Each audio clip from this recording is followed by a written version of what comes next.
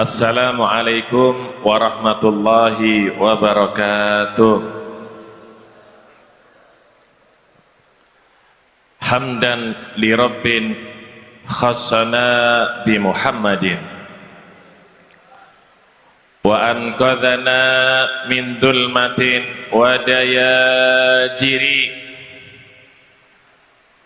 ila nuri islamin wa ilmin wa hikmatin wa yumnin wa sa'adatin wa khairil awamiri. Allahumma salli wa sallim ala sayyidina Muhammadin al-fatihi lima ughliq wal khatimi lima sabaq nasiril haqqi bil haqq wal hadi ila siratikal mustaqim wa ala alihi wa sahbihi haqqa qadrihi wa miqdarihil azim. Salatan taftahu lana biha abwaba ridha wa taysir wa tughliqu biha anna abwaba syarri wa ta'sir, amma ba'd. Hadratal mukarramin,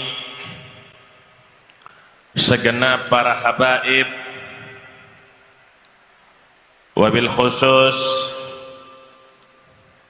Al-Qaim Magama Jaddi Al-Habib Muhammad Ridha bin Abdullah Bafaqih dan Al-Habib Aqil bin Muhammad Bafaqih, mudah-mudahan beliau berdua dan beserta anak cucu daripada Al-Habib Aqil selalu diberi kesehatan oleh Allah Subhanahu wa ta'ala, dipanjangkan umurnya, diangkat penyakitnya, dan dimudahkan semua urusannya oleh Allah Subhanahu wa ta'ala. Tak lupa segenap para alim ulama, para kiai, wabil khusus akhina fillah walillah Kiai Haj Ahmad Nabil Nizar, yang mudah-mudahan selalu senantiasa dalam perlindungan Allah Subhanahu wa ta'ala. Para hadirin pecinta Nabi Muhammad sallallahu alaihi wasallam, alhamdulillah, di siang hari ini kita dikumpulkan oleh Allah Subhanahu wa ta'ala dalam satu majelis yang mulia, dalam satu majelis yang agung, untuk memperingati haul daripada kedua cucu baginda Nabi besar Muhammad sallallahu alaihi wasallam, Al-Habib Aqil bin Husain Bafaqih dan ayah beliau Al-Habib Husain bin Zain Bafaqih. Mudah-mudahan kita tidak bangun dari majelis ini kecuali semua mendapatkan barokahnya, amin Allahumma amin. Hadirin yang dirahmati oleh Allah Subhanahu wa ta'ala, sebelumnya kita mendengar nasihat daripada Al-Ustadz Husain bin Muhammad bin Alwi bin Aqil Bafaqih, bagaimana pentingnya menghadiri daripada majelis haul. Apa sih faedah kita menghadiri daripada majelis haul? Dikatakan oleh beliau, Al-Imam Junaid Al-Baghdadi mengatakan, hikayatus salihin jundun min junudillah. Cerita daripada orang-orang soleh itu adalah pasukan daripada pasukan Allah Subhanahu wa ta'ala. Bagaimana maksud daripada beliau? Cerita bisa menjadi pasukan daripada pasukannya Allah. Bukannya pasukan itu mereka yang memakai pakaian seragam lengkap, mereka membawa pedang, mereka membawa senjata, mereka berperang di medan perang melawan musuh. Tapi bagaimana cerita orang-orang soleh bisa menjadi pasukan daripada pasukan Allah Subhanahu wa ta'ala? Kalau cerita orang soleh itu bisa menjadi pasukan dari pasukan Allah, bagaimana dengan cerita daripada para aulia, walinya Allah Subhanahu wa ta'ala?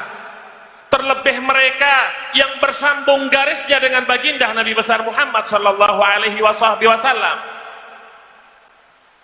Imam Junaid ditanya oleh muridnya, wahai guru, Anda mengatakan cerita daripada orang-orang soleh adalah pasukan daripada pasukan Allah.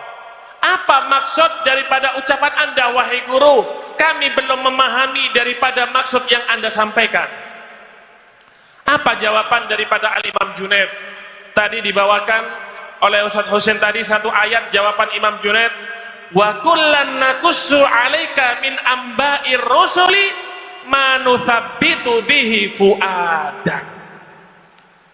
Allah Subhanahu wa taala berkata kepada baginda Nabi besar Muhammad sallallahu alaihi wasallam, wa kullan naqussu 'alaika, semuanya wahai Muhammad telah kami ceritakan kepadamu tentang akhbar, kisah-kisah sejarah daripada nabi-nabi sebelummu, mulai daripada Nabi Adam, cerita daripada Nabi Ibrahim, bagaimana cerita Nabi Nuh ketika banjir besar, sampai cerita bagaimana Nabi Isa alaihissalatu wassalam selamat daripada pembunuhan, diangkat oleh Allah Subhanahu wa ta'ala.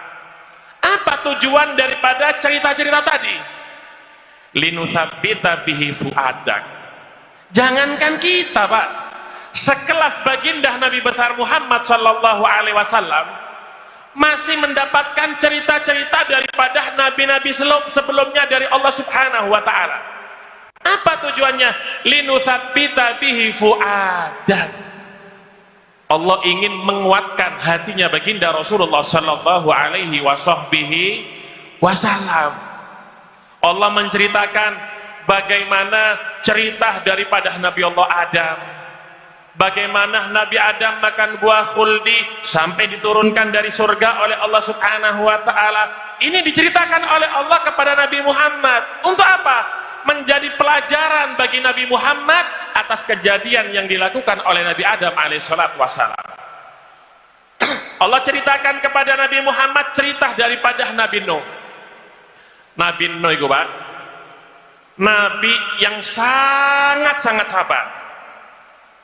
Nabi Nuh itu punya murid setiap 100 tahun itu satu orang. Setiap 100 tahun satu orang muridnya. Kalau sekarang, kalau muridnya kurang, bagaimana cari murid agar banyak, Pak? Kalau dulu, orang-orang dulu itu, orang-orang alim dulu itu, mereka dikenal kealimannya dengan khasyah, sifat takutnya kepada Allah Subhanahu wa ta'ala. Semakin rasa takutnya tinggi, semakin dihormati. Zaman semakin maju, sampai zaman sekarang sudah bergeser. Penghormatan kepada ulama bukan kepada ilmunya, penghormatan kepada ulama bukan kepada rasa takutnya kepada Allah, tapi penghormatannya saat ini kepada tunggangannya, apa yang dikendarai kendaraannya. Masih ilmune hebat, alim, imamai pitung tingkat, tapi nek numpak sepeda motor Supra, salamane dikene to, Pak. Supra sepeda motore jarang diambu. Apa sepeda motore Supra? Lek wis numpak Pajero, apa maneng numpak Ribon, ngambung tangan niki rada disesep. Ono kadang-kadang. Apa kendaraane sing apik? Dudu ilmune. Lek wis tumpakane Alphard, waliullah wis tingkatane, Pak. Melihatnya bukan rasa takutnya kepada Allah, tapi dilihat tunggangannya saat ini. Bergeser jauh dengan ulama-ulama zaman dulu yang rasa takutnya sangat kepada Allah Subhanahu wa ta'ala. Kemudian Allah ceritakan bagaimana Nabi Ibrahim dibakar oleh Raja Namrud. Di situ memberikan kesabaran kepada Nabi Muhammad agar supaya ketika berdakwah mengajak umatnya ke jalan Allah, sabar menghadapi daripada perbuatan dan perlakuan daripada mereka. Nah, di dalam acara hall ini kita akan mendapatkan bagaimana cerita-cerita daripada orang soleh, bagaimana Al-Habib Agil kecil sudah diutus oleh ayahnya, abahnya Habib Husain pergi ke Mekah untuk mencari ilmu. Kalau sekarang kadang-kadang umurnya masih belum 15 tahun, tata cara sholat belum faham, caranya wudhu belum faham, sudah diajari bagaimana caranya suhul, diajari bagaimana caranya kerja, tapi urusan ibadah kepada Allah Subhanahu wa ta'ala dia nggak paham. Dipikir kalau anak dari kecil sudah ngerti cara mencari uang, dia akan berhasil dan akan sukses. Dia nggak paham. Idza saluhal hal tabi'ahul mal. Kalau seseorang ini sifatnya, sikapnya baik, ahli ibadah, ahli ngaji seperti Habib Agil tadi manakibnya, tabi'ahul mal, harta ini yang akan mengejar. Sesuai dengan kalam daripada kakek beliau Al-Imam Ali bin Abi Thalib karramallahu wajha. Apa yang dikatakan oleh beliau? Talaqtu dunya talata la raja'ata fiha. Aku ceraikan ini dunia talak 3. Kalau dunia, kalau sudah talak 3 itu sudah nggak bisa balik lagi kepada istrinya. Ini Imam Ali mentalak dunia ini talak 3 sudah, nggak ingin kembali kepada dunia. Seperti ini kakek daripada Al Habib Agil, dan juga ilmu ini sampai kepada Habib Agil. Habib Husain dari kecil sudah meninggalkan keraton, tempat yang semuanya serba ada, uang banyak, kenikmatan semuanya ada, ditinggalkan oleh Habib Husain. Sebagaimana tadi diceritakan, Al-Imam Ahmad Al-Muhajir, beliau hijrah dari Basra ke Hadramut. Basra saat itu tempat yang indah, tempat bisnis, tempatnya harta dan sebagainya, ditinggalkan oleh beliau ke negeri yang tandus, ke negeri yang nggak ada apa-apanya. Tapi disitulah beliau menanamkan agama kepada anak cucunya. Tadi kita juga mendengar daripada Kiai Ahmad Nabil Nizar, bagaimana kita ini mengikuti ulama-ulama Rabbani, jangan mengikuti ulama-ulama yang ada. Ibaratnya matahari, kalau ada orang yang mengingkari, itu orang yang sakit mata, kata Sahibul Burda. Sudah jelas-jelas mereka ini adalah bernasab, bergaris kepada baginda Rasul sallallahu alaihi wasallam. Orang yang mengingkari seperti orang yang mengingkari daripada matahari, kata Gus Nabil tadi. Kenapa? Jelas-jelasan siang dia menganggap malam hari. Begitulah wasiat daripada Allah Subhanahu wa taala. Allah Subhanahu wa taala berfirman, "Qul la as'alukum alaihi ajran illal mawaddata fil qurba." Kalau ada orang kerja di pabrik, yang dicari oleh pegawai itu apa, Pak? Bayarannya. Semakin besar bayaran di pabrik, semakin dia itu semangat bekerja. Yang bekerja menjadi guru, yang bekerja menjadi insinyur, apa yang dicari? Di samping mereka menyalurkan ilmunya, ya mereka mencari gaji bayaran. Tapi baginda Nabi Muhammad, semua hidupnya digunakan untuk berdakwah, semua hidupnya digunakan untuk menyelamatkan kita dari neraka Allah Subhanahu wa ta'ala. Nabi nggak minta bayaran. Seandainya Nabi meminta bayaran atas apa yang diperbuat kepada kita, dunia seisinya seandainya milik kita, tidak akan bisa menjadi bayaran untuk baginda Nabi besar Muhammad sallallahu alaihi wasallam. Sampai dikatakan oleh Allah Subhanahu wa ta'ala apa? Qul la as'alukum alaihi ajran illal mawaddata fil qurba. Katakan wahai Muhammad, Allah yang ngajari Nabi Muhammad, bahwasannya kata Allah, janganlah engkau minta bayaran kepada manusia wahai Muhammad, karena kamu menyampaikan ilmu, engkau menyampaikan risalah, tapi yang diminta hanya satu, apa? Al-mawaddata fil qurba. Mereka ini diminta, Allah yang minta, bukan Nabi Muhammad. Diminta apa? Semua orang ini untuk menjaga, mencintai, dan menyayangi, menasehati daripada mereka yang bersalah. Siapa yang dimaksud? Al-qurba, kerabat-kerabat anak turun baginda Nabi besar Muhammad sallallahu alaihi wasallam. Wasiat ini benar-benar dipegang teguh oleh Sayyidina Abu Bakar As-Siddiq. Sampai sebelum beliau meninggal, beliau berwasiat kepada semua sahabat, wahai sahabat, urkubu Muhammadan fi ahlih. Wahai para sahabat, jagalah Nabi Muhammad dengan menjaga daripada keluarga anak turunnya, kata Sayyidina Abu Bakar. Gak mungkin Sayyidina Abu Bakar ini orang-orang yang termasuk orang-orang yang benci kepada keluarga Nabi Muhammad, apalagi kepada baginda Nabi Muhammad. Wasiatnya saja sebelum meninggal, bagaimana beliau mengatakan, jagalah keluarga Nabi Muhammad sallallahu alaihi wasallam. Bahkan Sayyidina Abu Bakar berkata apa? Li'an asila qarabata Muhammadin ahabu ilayya min an asila qarabati.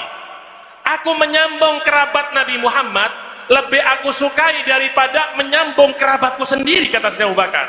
Daripada aku silaturahim kepada keluargaku sendiri, lebih baik dan lebih aku sukai aku menyambung kerabat daripada keluarga Nabi Muhammad sallallahu alaihi wasallam. Lihat bagaimana cintanya para sahabat-sahabat kepada baginda Nabi Muhammad dan kepada anak turunnya.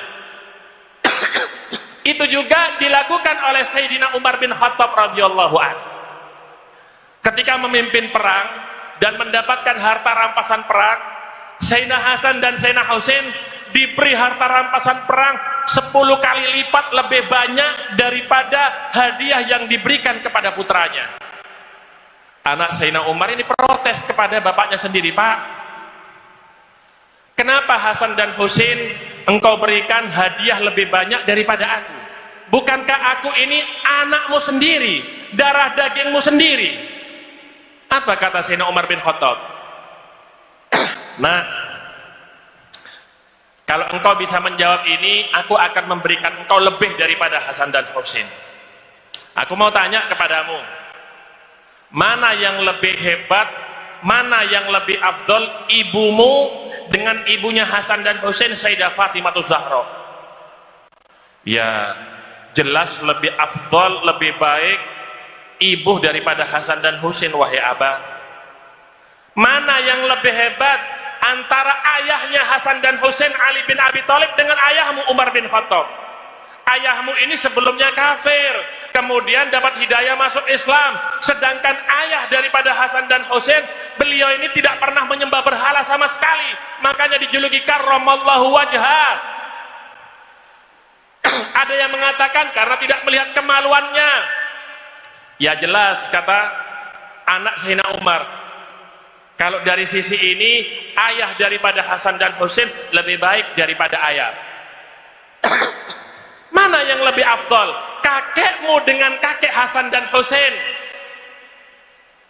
Ya jelas, wahai ayah, kakek mereka berdua adalah baginda Nabi besar Muhammad sallallahu alaihi wasallam. Lihat, bukan cuma Sayyidina Abu Bakar, Sayyidina Umar juga cinta kepada keluarga baginda Nabi Muhammad sallallahu alaihi wasallam.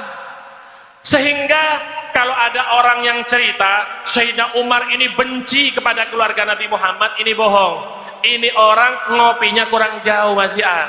Belum membaca sejarah seutuhnya bagaimana cintanya Sayyidina Umar bin Khattab kepada keluarga baginda Rasulullah sallallahu alaihi wasallam. Ini cinta ini berlanjut kepada Amirul Mukminin Sayyidina Umar bin Abdul Aziz. Ketika Sayyidina Umar bin Abdul Aziz diangkat menjadi seorang Amirul Mukminin, biasa kalau presiden itu menang pilihan, itu kepala negara yang lain telepon semuanya, apa? Mengucapkan selamat. Zaman dulu nggak ada telepon, nggak ada WhatsApp, Pak.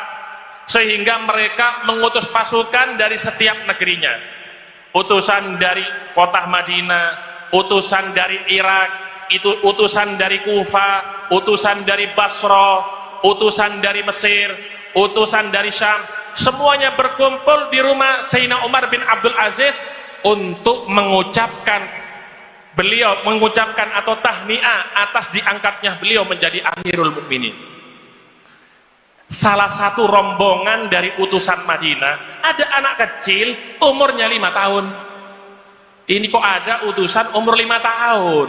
Biasanya utusan itu sekelas menteri, gubernur. Ini ada anak 5 tahun dibawa oleh rombongan yang dari Madinah. Sayyidina Umar bin Abdul Aziz terkejut. Dipanggil itu anak, ya Fulan, kamu ini siapa? Anaknya siapa? Aku Fulan bin Fulan binti Fatimah Zahra. Terkejut Sayyidina Umar bin Abdul Aziz. Akhirnya anak yang kecil umur 5 tahun duduk ada di samping beliau, dipersilahkan. Semua menteri duduk di kanan kirinya, anak kecil duduk di samping Sayyidina Umar bin Abdul Aziz saat itu. Seperti biasa seorang penguasa berbicara dengan para utusan. Namun Sayyidina Umar bin Abdul Aziz saat itu lebih banyak berbicara dengan anak kecil ini umur 5 tahun daripada dengan yang lainnya. Sebelum naik ke atas singgasana ini, si anak kecil dicobet itu tangan dari anak kecil tadi, pundaknya dicubit oleh Sayyidina Umar bin Abdul Aziz. Selesai bicara semua, utusan tadi diberi hadiah. Yang kecil ini 5 tahun dikasih hadiah 5 kali lipat daripada utusan yang lain. Selesai pulang semuanya. Salah satu ajudan daripada Sayyidina Umar bin Abdul Aziz itu berkata kepada Sayyidina Umar, ingin tahu, Sayyidina Umar, itu siapa anak kecil itu kok mekitik, kok duduk di sampingmu Sayyidina Umar? Marah Sayyidina Umar, kamu tahu itu anak kecil lebih hebat daripada semuanya, daripada yang hadir itu. Untung ada anak kecil itu, kata Sayyidina Umar bin Abdul Aziz. Kalau boleh tahu siapa tadi wahai imam?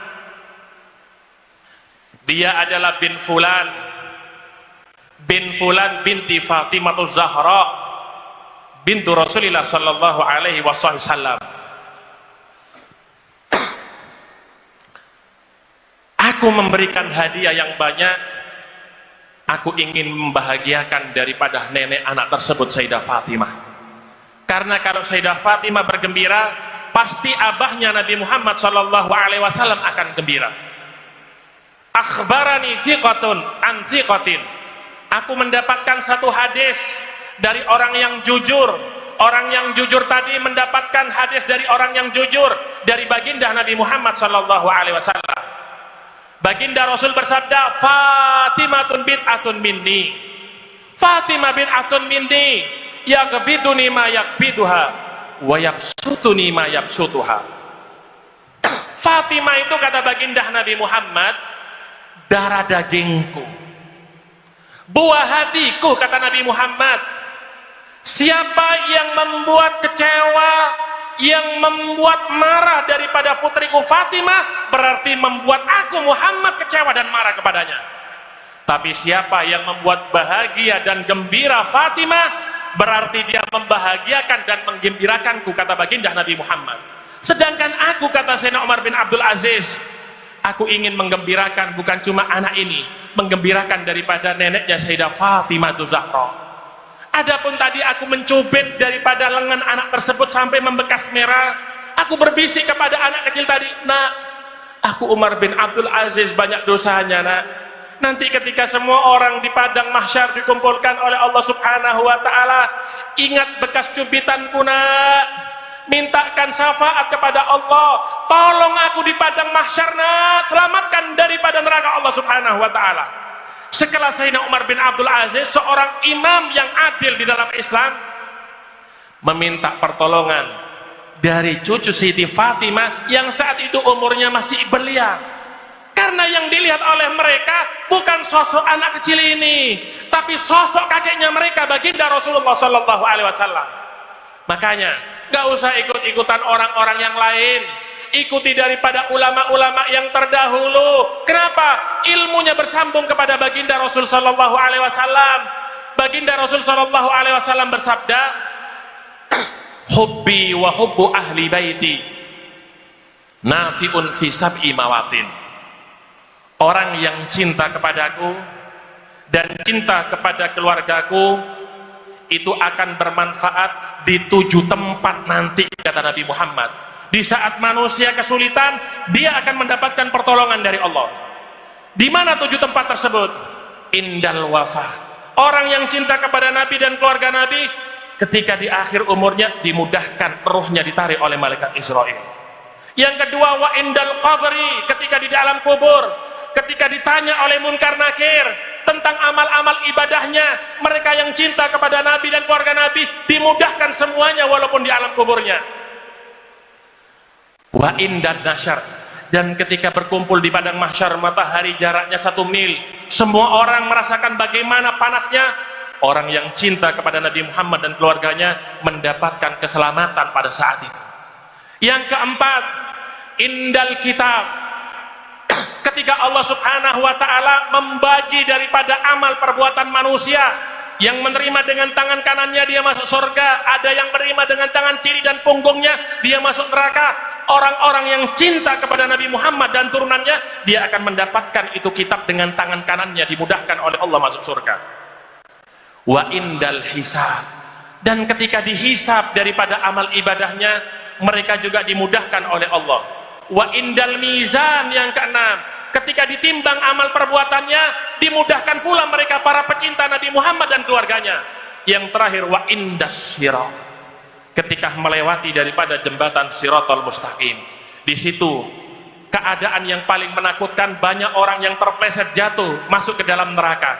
Disitulah mereka yang hadir haul seperti ini, pecinta Nabi Muhammad dan keluarganya Nabi Muhammad, dimudahkan insya Allah melewati jembatan Siratal Mustaqim. Mudah-mudahan ini sedikit yang bisa kami sampaikan. Mudah-mudahan kita semua mendapatkan barokah daripada Al-Habibain, Al-Habib Aqil dan Habib Husin. Di akhirat dikumpulkan dengan mereka berdua. Kalau berkumpul dengan mereka berdua, insya Allah berkumpul dengan kakeknya baginda Rasul sallallahu alaihi wasallam. Sallallahu ala sayyidina Muhammadin wa ala alihi wa sahbihi wasallam, walhamdulillah rabbil alamin, wal afwa minkum.